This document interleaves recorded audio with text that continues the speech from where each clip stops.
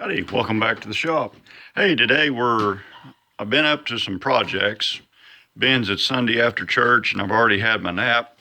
I got my Pakistani safety shoes on. I'm not going to be doing any work really, but I am going to be doing some pedaling maybe.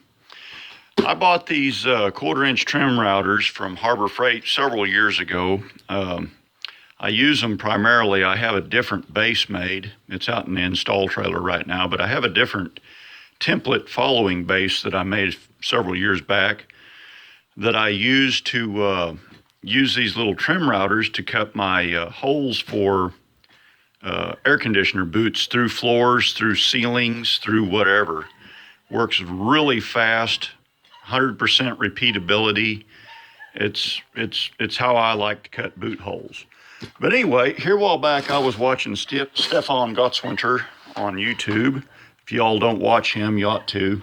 I have no idea how to spell his name, but just Google it as best as you can. So he had made a mount to mount a air grinder or maybe it was electric, but it was a grinder attachment on his lathe to cut plastic with. And man, did that ever work slick.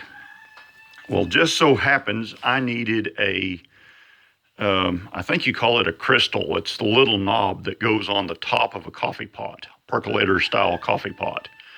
My old coffee pot that we take camping, the crystals have all broke off of it and it's just got a hole in the top.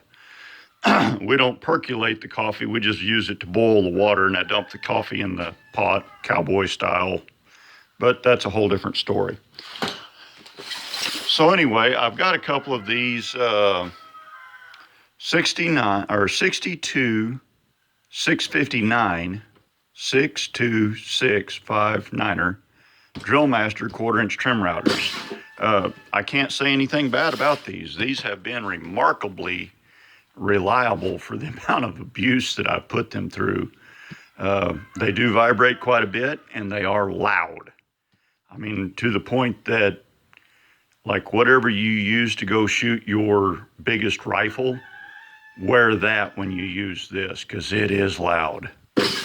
And if you don't have a really big rifle, sell the baby's formula and go buy one. So this is it with all of the guts stripped off. And the OD on this is roughly 2.5 inches and some change. That probably corresponds to some metric. So I went down to the steel yard, up to the steel yard, he's north of me, up to Newberry's, and I bought a piece of, I didn't buy it. Newberry's daddy said I ain't even worried about writing it down. It's 3 1/8 or so long piece of, I think this was Schedule 80, 2.5-inch pipe. They get some weird stuff out there. The OD on this is 2882, and it started off being about a 1/4-inch wall. I had to bore it. Once I got it bored in to where the router, boy, the focus is doing worse than usual. Once I got it bored to where the router would fit inside of it, then I kicked around and found some material to make ears out of, welded these ears on here, and then drilled and tapped them for a 1/4-inch bolt. So I couldn't find, for some reason I had to use SAE bolts on these. I was going to use some 1/4-inch metric bolts, but I couldn't find something. Tap, drill, I don't remember what I was missing. So I just used regular 1/4-inch bolts instead of 1/4-inch metric bolts. Put me a 1/2 by 5/8 piece over here so I could clamp it in a tool holder for my Shar's tool post. And hey, this works remarkably well. I sometimes even impress myself. One thing I did, once I got my ears welded on and drilled and tapped and made sure the bolts would actually go in there and everything would work, then I took it over on my bandsaw and just reached in there and sawed off both sides of this. And it was a little bit gut-wrenching, when I made, because I didn't know if it was going to spring open or snap shut, because there's all sorts of residual forces in here. You know, when you weld on a piece of metal, something's going to distort. But it just so happened it sprung apart, which was fine. But I sawed down one side and then sawed down the other, and then reached in there with probably a chainsaw file and cleaned it up to where I took that burr off and did a quick little deburr on everything.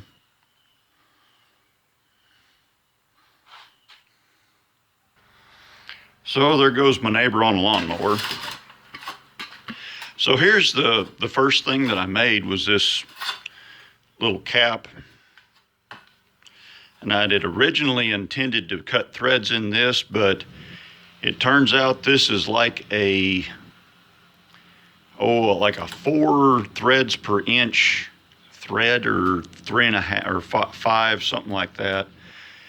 And when I was screwing around, I just jammed this thing in there and it stayed in. It won't come back out. So I'm just going to leave it a press kind of a fit into that stainless. And hey, it's good enough for campfire cowboy coffee.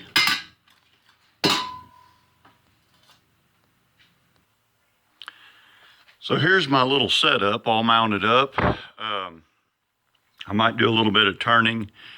When I give this sign, you better cut the volume on your TV, because I'm not going to edit this for volume level, and this thing is loud. Now, I don't know what the RPM on this is, on this 1/4 inch cutter. It's probably about 3 bajillion RPM. It looks like about the best results I can get is with my lathe at under 100 RPM. Just, turning at a pretty slow speed. No need to turn it fast, because my tool's turning, Mach 7. That's about all there is to it. Works pretty good. Nice little tool.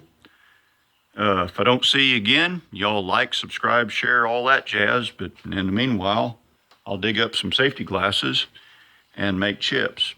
Now, that being said, this thing flings sawdust everywhere. So if you've got a nice lathe, or, I don't know, common sense, don't do this on your lathe, because this is a mess. So anyway, hope you enjoy. Y'all drive safe. Watch for deer.